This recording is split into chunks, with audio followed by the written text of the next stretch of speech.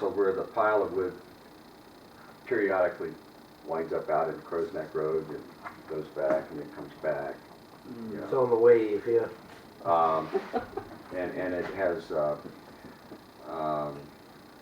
it had a lot of debris and junk and unregistered automobiles, and I worked with the owners, and they cleaned it up pretty good.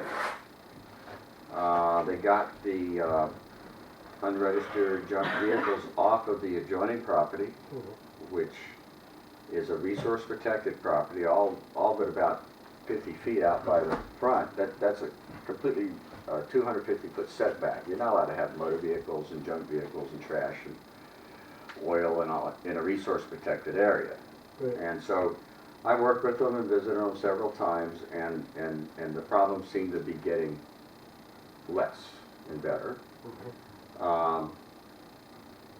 But it's back. It's come back. And so I'm going to be sending that owner a letter at this point. Good. Because it is an unpermitted junkyard at this point, in my opinion. And it really doesn't matter if the junk has been pinned to a fence or stuck in a fence or flying it on a kite in the air. It's still junk.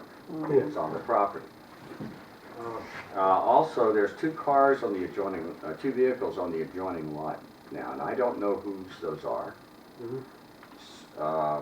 But they're in the resource protected area, and they're not supposed to be there. And the owner of that property is a fellow who lives in New York, who owns a studio, a art gallery. And I left a nice long message for him today, basically indicating that he needs to contact me because there's two vehicles on his property that he needs to have removed. He's the owner, he's responsible for that. And when he calls me, I'm going to give him the name of a towing company or two and tell him that he needs to have those vehicles towed off of there immediately, as quickly as possible, because they could be leaking oil, gas, and fluids into that resource protected shoreline zone area. That's a habitat area for, I guess, for a fish that, you know, it's like a steelhead. It goes to the sea as a trout, returns as a salmon. They have those on the East Coast. They're not as big as steelhead out in California, but still. And that used to be, I guess, quite a nice fishing stream. It's still, it has been, And right up recent years, in brook trout alone and sea trout. Okay. That run, sea trout. Right, and that's what's trying to be protected there, and that's why it is resource protected. And so hopefully this fellow will recognize the exigency of the situation, the immediacy of it, and will contact whoever I give him and have those vehicles towed out of there. And then, yeah, that's what I'm hoping for. Good. I know the town crew has done an excellent job too the past winter, plowing around the wood pile. Because I go in on that same stretch of road, and usually at dusk, you really have to watch for shadows and people walking on the side of the road, even anybody coming out the front. Well, and so far they've been fortunate. Well, as we, you know, as y'all know, I'm code enforcement, but I'm not code enforcement for public ways. I understand. And that's up to you folks and John. But I gotta believe that blocking a public way is a criminal nuisance. Yeah. Okay. All right. Same as dangerous building or anything else. So also, you know, I'll give you an experience because I live in the neighborhood where this actually happened. A fellow who lived there many years. He wanted a road blocked, the old stagecoach roads that came out of Cutler. And he started mowing because it fell into disuse because they didn't have the need for it once the government put in 191 and made that a national defense highway and plowed it right through there so they could get the fuel trucks to Cutler through the swamp over there. And my neighbor, he started mowing that area where the road fell into disuse. nobody thought much about it in the town. And after 20 years, he went down to court. He filed a prescriptive easement.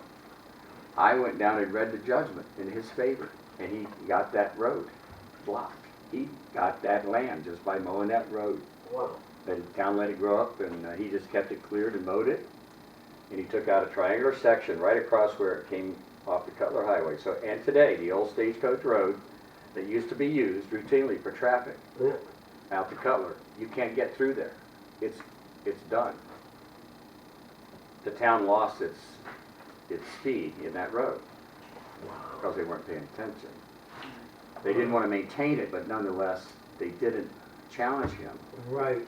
when he was doing that. And today, those property owners up there, their property values are nothing because the whole road now is you know, nobody can get in there to develop.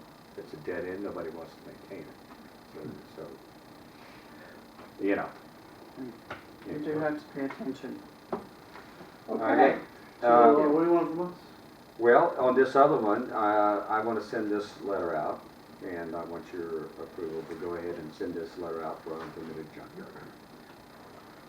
That's the big file property? Yep. I make a motion, we have Jim send the letter. Second.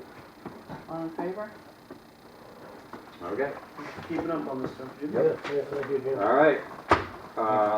I'll get some posted. Where do I get these posted signs? Is Eric got them? Yes. Eric has it. All right, get out there. All right. Have a nice week, and I'll see you next week. Thank you, Yes, Jim. sir, thank you, Jim. All right, bye-bye.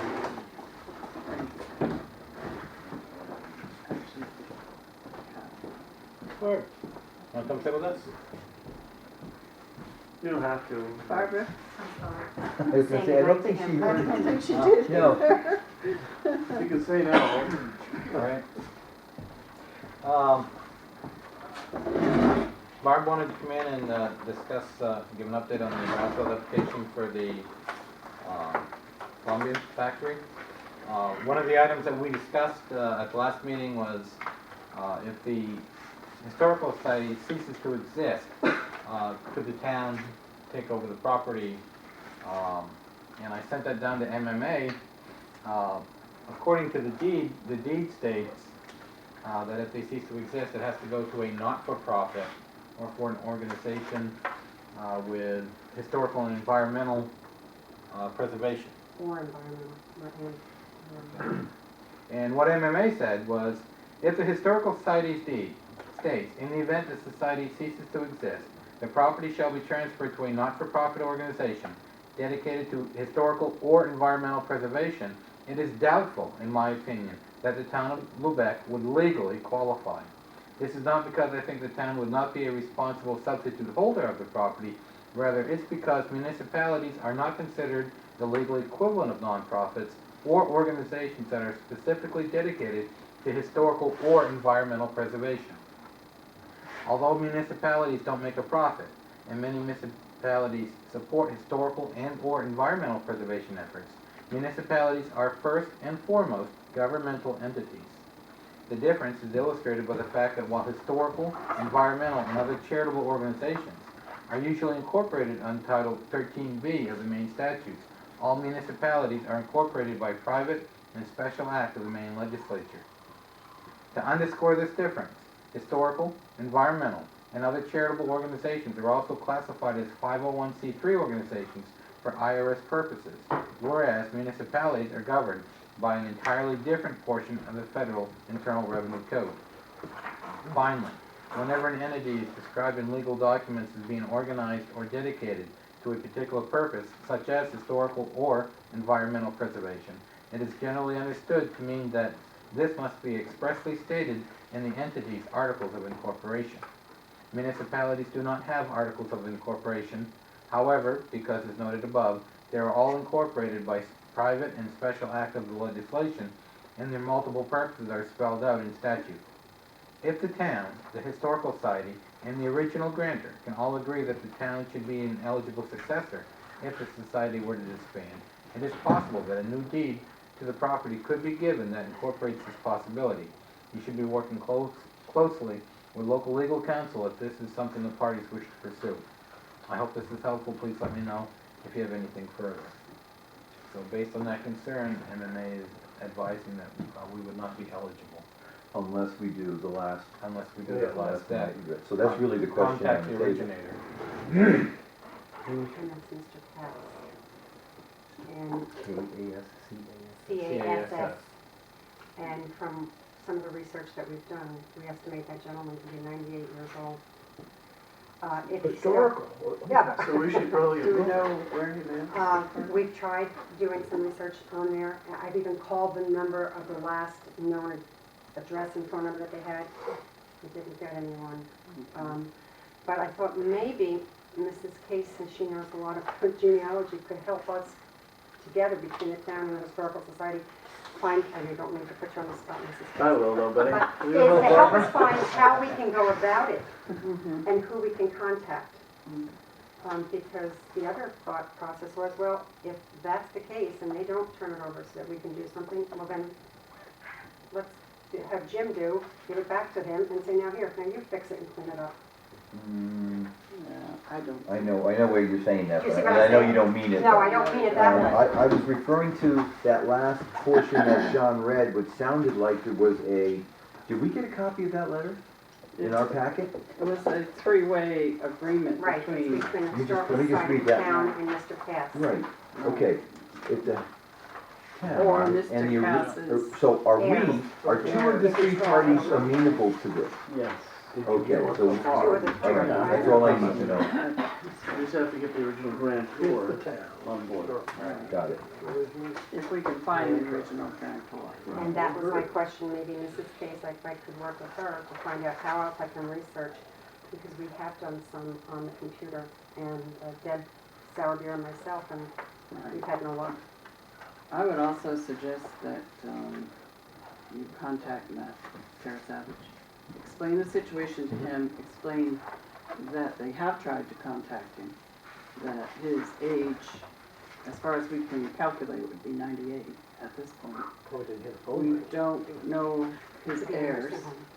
I don't know. and is there any other possible avenue that we could pursue before we have Betty running around trying to... If we could do I didn't that. expect her to do it, I'm sorry, I didn't mean to put it that way. No, no, She no, could no. give us I'm some saying, idea. on yourself, Right. yeah, We can there get may that be as an soon easier as possible. solution. Right. Because we don't want to miss any windows on Brownfield applications. Right.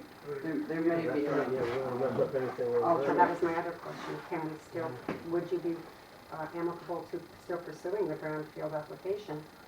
I mean, what Whether if, this comes to you or not, I'm not right, against giving it, I mean, even if we don't own it, you can still put in your deed right of ways and easements. So if you guys wish to change your deed and say that whoever gets it from this point on has to have a pedestrian easement to the water, I mean, that, well, let's try to get Brownfield yeah, that's what I'm saying. straightened out first, yeah. because that was the only thing that We, yeah, looked right, at the right away of it, easement, I and think would go with the Yeah. property. Right, So if And that that, easement that's there will disappear, as we discussed the last time. Brownfield is saying that they won't give a Brownfield unless we it's own it. turned over Unless to you us. own So it. we need to straighten that one out. And- Exactly, that's the well, first. that's So why we it's can- kind of important then on that And last then Justin, I paragraph. agree with you, that's the next step. Yeah. But it sounds like they can sell us the property, it's just if it disbands is the only clause of our contract that we have to look into. No, they We were gonna wouldn't turn sell it it to you. over to us We're not temporarily, selling- and that's what MMA did not want, For us to take it over for the, temporarily, right? Right. Because we're not a nonprofit, we're a different category, we're a municipality. I interpreted it different, Maureen, maybe Okay. I'm incorrect. Okay, Yeah, But it this was is- based on if the Historical Society no longer existed, right. ceases to if it exist. ceased oh, to so exist. does this bother the Brownfield at all? I mean, The only can you thing- still go for the Brownfield? Yeah, we can still go Yeah. for the brownfield because Nick Hodgkins said, yes, that was the way, the Okay. avenue that he was giving us Okay. to Just go. Article 10 of our Article 10 in the contract, we agreement. Okay. wouldn't be able to have it in contract because we don't know if we can actually have it. Okay, But I we mean, we wouldn't could need, take it out. we wouldn't need Article 10 if your deed stated that Right. forever there will be an easement for Well, let's just pedestrian take it usage out. to the. You know, I mean, if we put an easement, that would run with the property and oh, whoever I gets the property. misunderstood, yeah, No, I'm you sorry. I'm sorry, I didn't mean to correct you, No, but that's that's all what I right. understood. No, you I'm said glad you was did that- correct me.